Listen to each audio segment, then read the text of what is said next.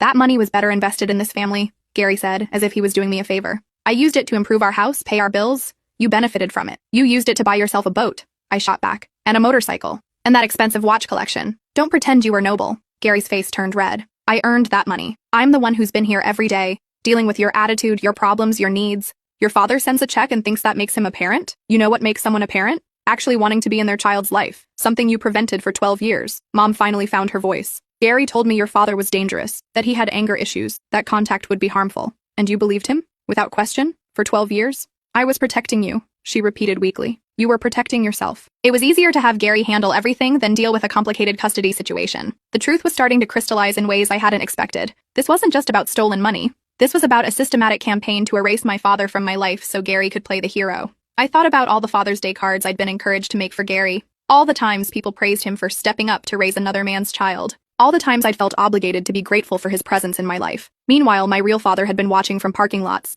sending money he probably couldn't afford, and being told his own daughter didn't want to see him. Gary stepped closer, his voice threatening. You're going to stop this right now. You're going to block his number and never see him again. And if you even think about telling anyone about those checks, you'll what? I stood up, no longer the scared little girl who used to hide when he raised his voice. You'll hit me? Because that's what this is really about, isn't it? Control. Gary had never actually hit me, but he'd perfected the art of intimidation. The raised voice, the looming presence, the threats that never quite crossed the line into actionable abuse. He'd trained me to back down, to apologize, to make myself smaller. Not anymore. I raised you. I fed you. I put a roof over your head. With my father's money, I said. Money you stole. Gary's face twisted with rage. For a moment, I thought he might actually hit me. Then Mom grabbed his arm. Gary, stop. Just stop. He shook her off and stormed toward his office. I heard him slamming drawers, probably moving the evidence. It's too late, I called after him. I already photographed everything. Mom collapsed onto the couch, sobbing. How did this happen? How did everything get so complicated? It got complicated when you chose to lie to me for 13 years.